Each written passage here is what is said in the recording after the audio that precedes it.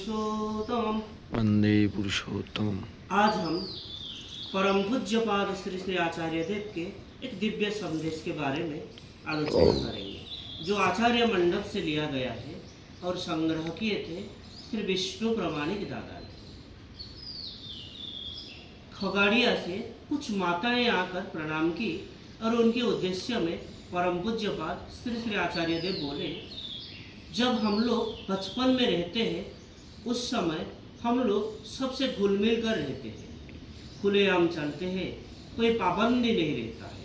परंतु एक उम्र के बाद सभी माताओं के ऊपर पाबंदी लग जाती है कि इधर मत जाना, उधर मत रहना, सबके सामने ये मत करना, वो करना। क्यों किया जाता है?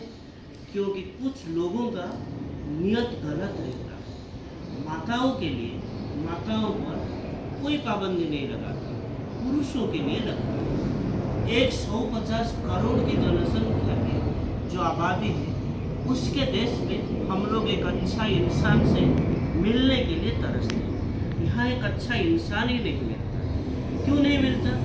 क्योंकि जो पुरुष है उनमें पूर्ण क्षमता नहीं है या कम है। ठाकुर जी कह रहे हैं कि पुरुष कौन है? जिनमें पूर्ण क्षमता है। इससे भुगतना पड़ता है। एक लड़की का जब ब्याह होता है तो स्त्री ये सोचती है कि ये मेरे साथ है, मुझे अब सुविधा मिलेगी, परंतु जाकर देखती है कि वहाँ पाबंदियाँ ही पाबंदियाँ हैं।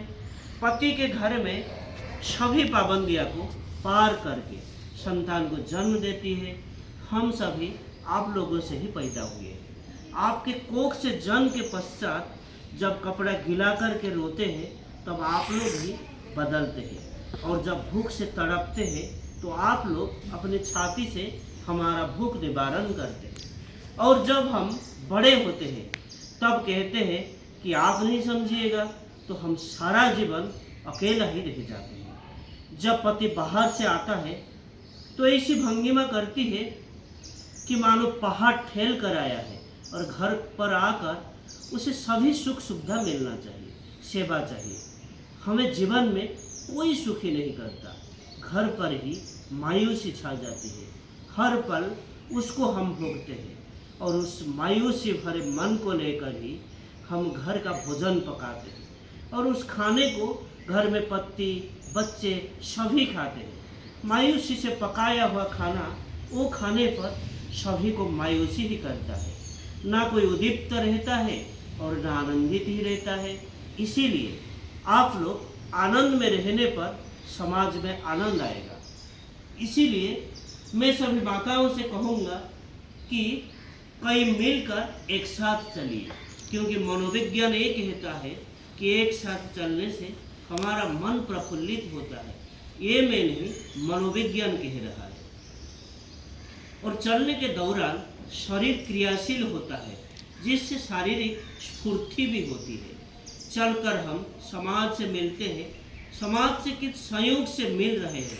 आध्यात्मिक संयोग से। और इससे हमारा शारीरिक, मानसिक, सामाजिक और आध्यात्मिक सहयोग वो ठीक हो रहा है, और इससे सामाजिक कार्यक्रम का दिशा पलट जाएगा और ये देखने का अंदाज वो भी बदल जाएगा। दिमाग की क्षमता को कहते हैं IQ, इंटेलिजेंस क्वोशिएंट। यह जिसका ज़्यादा रहता है वह उतना बुद्धिमान होता है, और जिसका कम रहता है वो निर्बुद्धि। भारत का IQ है 76%, जापान का 100 से ऊपर, चाइना का है 100 से ऊपर, कोरिया का है 100 से ऊपर, और जर्मनी का है 100 से ऊपर। मुझे एक आदमी ने कहा, हम लोगों ने चंद्रयान भेजा है।